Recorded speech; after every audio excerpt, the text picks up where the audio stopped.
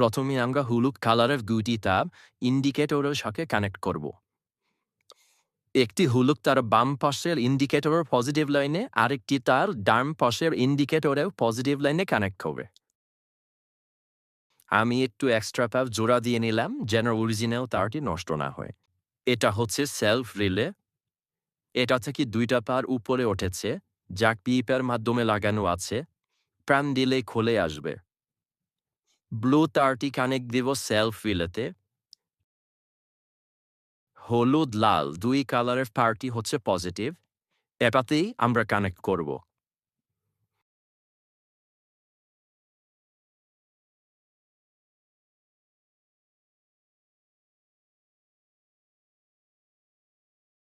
তারপর আগের জায়গায় লাগিয়ে দেব।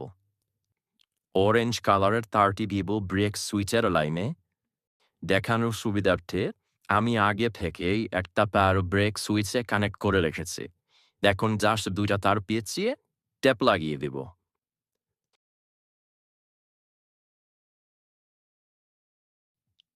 পিঙ্ক কালারের তারটি পিকআপ কয়েলের পজিটিভ লাইনে কানেক্ট করতে হবে।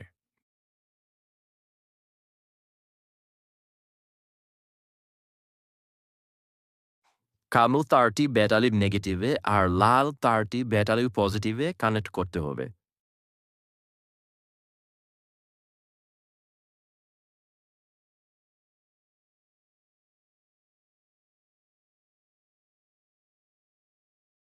সিলভার কালারের তারটি কোথাও কানেক্ট করতে হবে না, এইটা বাদ।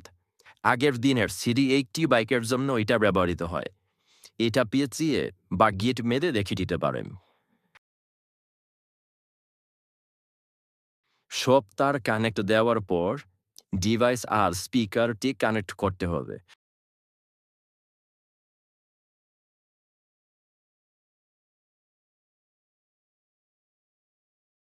স্পিকার ও ডিভাইসের জন্য আলাদা ট্যাব দেয়া থাকবে।